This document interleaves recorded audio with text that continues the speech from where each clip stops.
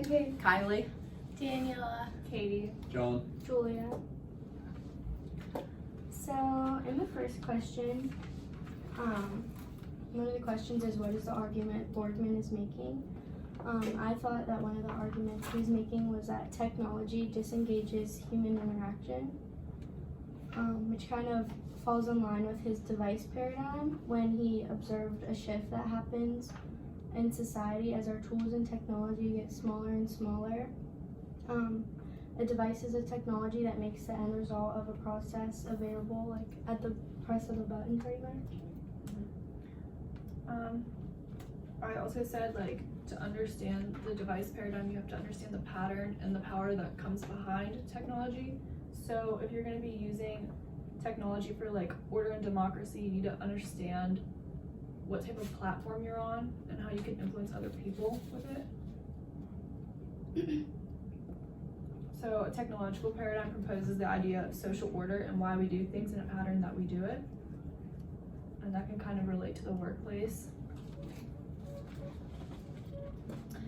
Yeah, I think also along with the device paradigm, Borgman mentioned that it almost kind of promises like enrichment and like control of life and like nature and stuff.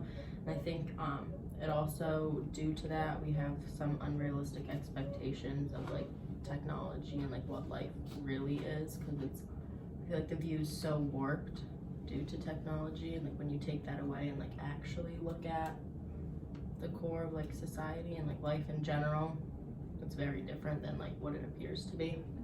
And like as our devices get like smaller and like the process behind them is more complex, it's like we no longer like understand the simple processes they perform. And like in class when we started talking about the car and how like everybody used to be able to know how to like do a simple oil change, or like I don't know, if the car gets stuck and you can't put it in neutral, now like they're making that technology so high tech that simple humans can't even fix it.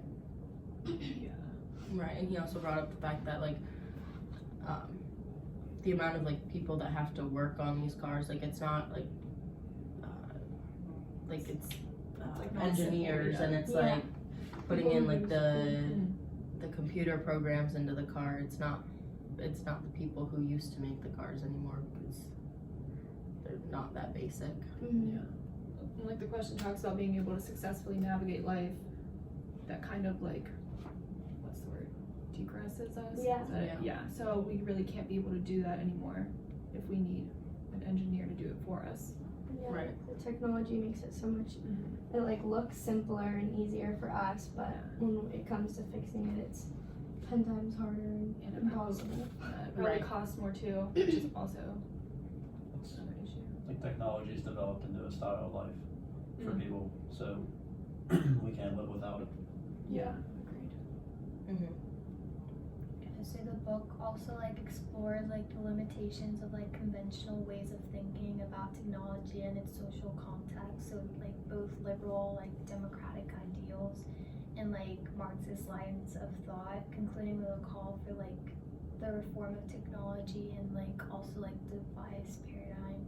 Like when he talks about focal things and like practices. Yeah. And here I think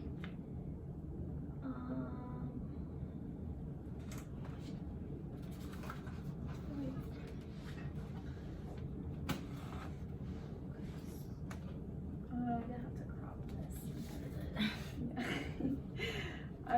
On page 76, we talked about it in class, it talks about the stance for the whole, and it talks about the irony of technology when liberation by way of discernment yields to disengagement. So the distraction of technology kind of disengages us from what we're focused on. So say like in the workplace we had to finish something, we might be, like you could have like the news on like the TV or something, and that would totally like distract you from what like your focal point is.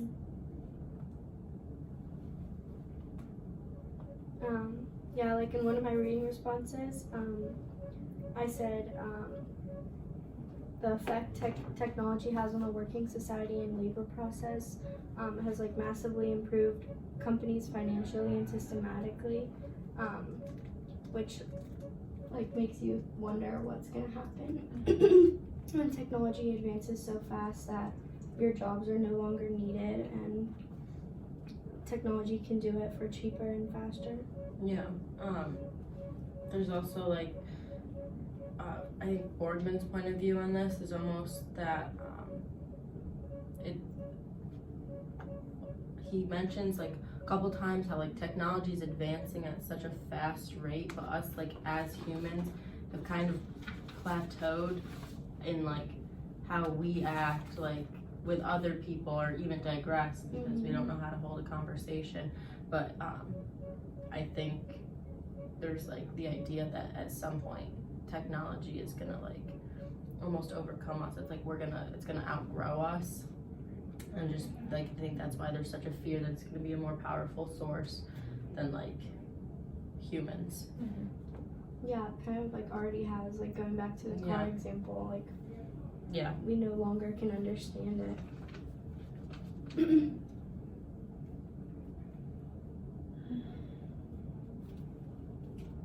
We could kind of talk about like the tetrad in that too, Yeah. because like how you said, it starts off like something super simple and now it's compared to something we can't even do ourselves. So our tetrad, should we do that? Yeah. We said it enhances communication in like a general sense.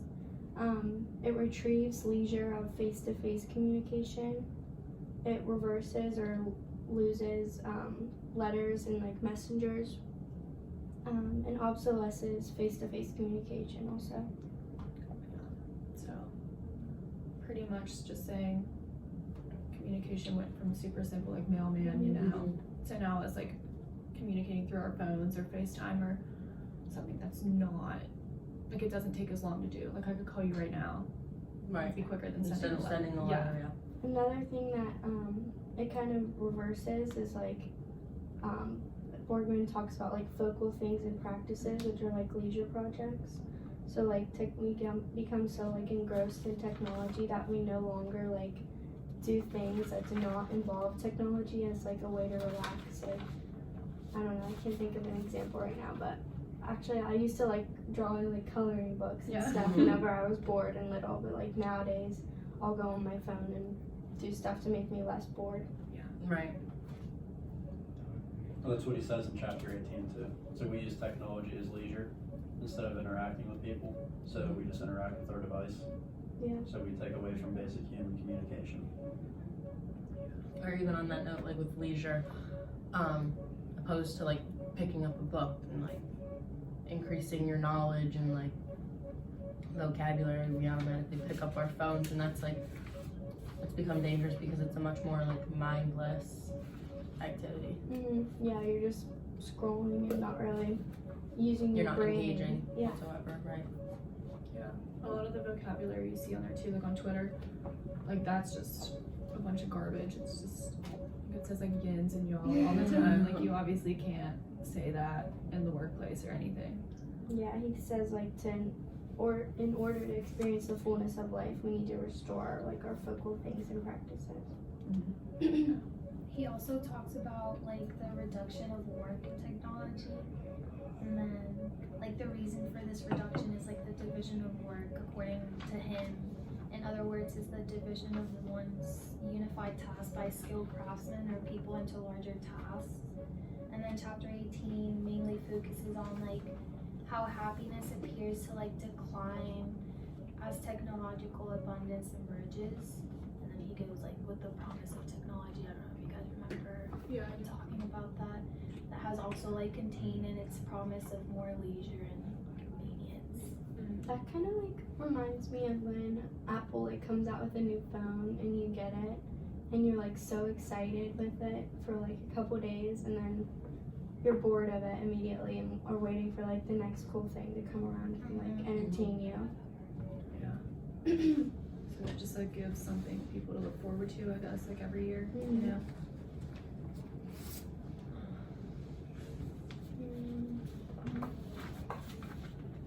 Should we go to the second question? You think we should?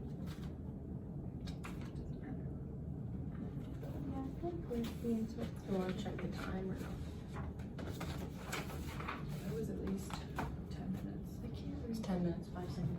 was gonna say that.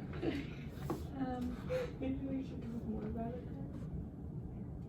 So chapter 10 talks about the foreground of technology, and it also involves it in the workplace too. And one quote that I underlined is, "They fail to keep the foreground of our lives in focus. The discussions inevitably drift to the political and economic background." So you could find that anywhere pretty much. Like you could find that on Twitter, Facebook, like pretty much anywhere where you can voice your opinions. Like you're not focused on what you're supposed to be focused on, it'll just drift off.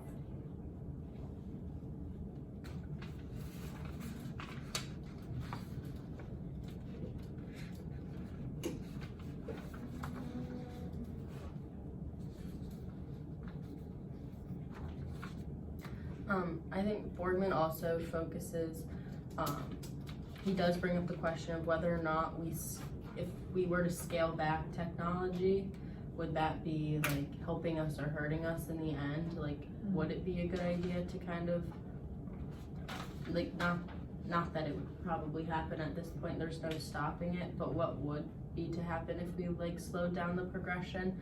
Like, would we get any of those, like, the values back that we used to have, like face-to-face communication, like knowing how to do things for ourselves, or would it be like total and utter chaos because no one can do anything without technology at this point? And I just always thought that was kind of an interesting question, because when we do talk about in class like AI taking over jobs and stuff, like the first thought is to like, okay, like slow down the progression, but like what would happen? Would that be more helpful or like harmful at this point? I feel like it would force us to like go back to face-to-face communication. And for some people, I feel like that would be like a disaster. Like, I feel like technology and like social media gives people a lot of like social anxiety, and if like social media and technology was like put in the background, I guess it would force people to do that, and I don't know if they would. Right. I said in one of my responses, the reform of technology is also questionable due to how far we've come. So at this point, I feel like we all rely on our technology like the same amount. Yeah. But if technology stopped progressing like where we're at now, we'd be fine, because it's gotten to the point where we're scared of like what technology can do. So if it stopped where it's at now, we'd be totally fine. Right. Either way, right now you look back and it's terrifying to think what would we do without the technology. Yeah. And you look forward, it's like if this is the rate it's advancing, like it's scary. It's scary for the So, future. Like, think about your parents, like what they would do. Mhm. Like I don't think it would be utter chaos, because if there's proof that people live without fine it. without technology. But I feel like for like medical reasons and scientific processes, it would be bad. Like, obviously that would regress, and technology should be continued because of that. But it's kind of, well, he talked about it in class. He was talking about Andrew Yang like the entire time, and that whole thing. And I think he's right. Like, technology will like take over our jobs for the most part. Like finance and accounting, pretty much. Like, you could have a computer do that for you. yeah, Whenever that's something like we should be doing. what was it called? The great Decoupling? yeah, the Yes. great decoupling. Yeah, that. that was it. But then again, technology like always isn't going to be right. You know, like it could mess up too, There just is like flaws. yeah, it could mess up too, just like a person. So I really don't think there's a purpose. Right. Like the amount of times, like just this morning I went to print something for one of my classes because like it needed to be turned in today, and with the web print, like it wouldn't allow it to. So there's always like those flaws that like without like it's the same, almost the same as human error. Like without like an actual person being there, like what would have happened in that case? Like there's nowhere to turn if your technology is failing. Like I think there always will be a somewhat of a need for at least like a few jobs for humans to still be in charge of. And like we're the ones who program the computers too. Right. So it's not necessarily like they're smarter than us. It's just there's like those few few people who are able to program it to be smarter than us. Yeah. That's how I think. And that'll probably be like the only job left. That's what I Right. mean. Like, Until the technology Mhm. becomes so advanced that they know how to program themselves. Yeah. Right, that's also That's like even another thing. possible. I was thinking, like, like humans still are the root of all Mhm. technology. Like, if you think back to it, like, all technology, like, if you trace it far enough back, it's a human creating it. Yeah. So, like, it's not, it's still, like, our doing. mm-hmm. Yeah. It's just the majority of us can't. Yes. Like, is it like human advancing technology, or is it like technology advancing technology? Yeah, I think You that's know? a really good That point, is a really actually. good point. I feel like it's humans who are doing it. Yeah. They're the ones who are like the engineers and stuff. Right. Thinking of like new ideas to Mm-hmm. Yeah. advance it. I feel like we could probably get Yeah. to the second one.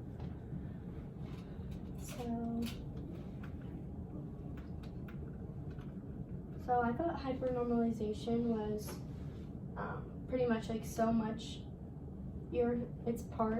so much of a part of the system that it's like impossible to see beyond it. It's like technology in a sense relates to hypernormalization in the sense that we become so in tune with our technological world, the real world is like put on a back burner kind of and disregarded. In relation to the video, I thought it was pretty spot on. Like, the video just contained like actual footage of people protesting and stuff like that. And then it had that video of like those three girls doing the walk. Remember that? That's also relatable. Like, That's like the That big was- thing. yeah, that was like the stupid things I would do when I was like 12. Right. So, When, like, technology was more of like a fun thing yeah, to do it and wasn't not like I relied do Our this life. every It wasn't day. our life. It was Yeah. like, just like Right. a leisure activity, kind of. right. When you look back, like, we had like the big iPads and like Yeah. iPods before we ever had iPhones, and that was like the coolest new thing to have. But that Mhm. was like, those things didn't consume our lives. I Yeah. feel like they were like supplements to it. So it's just it was weird to me for me to like see that, because it makes you like look back.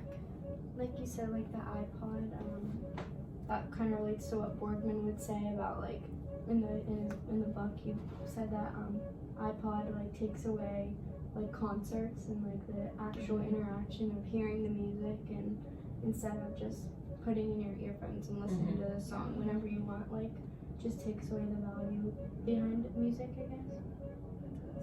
You could even like listen to like the concerts live through like Right. Spotify and stuff like that. So Yeah. Yeah, they do add like the live version, It's weird. like the live album. yeah, It's like not. And nobody even like listens to those. yeah, nobody which is- does. Which Yeah. goes to show like It doesn't matter to people. Yeah, Right. We did have a conversation, I think one day in class, about like, there's a completely different, like, aspects, or like, in real life, concert versus like music on your phone, just the way like your brain even perceives it, it's completely yeah, different. like seeing the actual music being made. Right. it also like creates a memory too. Like, you know what I mean? So if you listen to like the song on your phone, like you could think back to like being there, like at the concert. You know what I mean? Like, you can't just get that from listening to like the live album. Right. Yeah, you're not gonna be creating new memories if, Yeah. if you just listen to a song. Mhm. Like, Right. So I found that partly like etymology of the film is that over time, like the delusion became a self-fulfilling prophecy, and the fakeness was like accepted by everyone as real. And his name is your Jack. That's how he named it hyper-normalization, because it talks about like how, and it argues like how governments like technological utopians like have given up on the complex real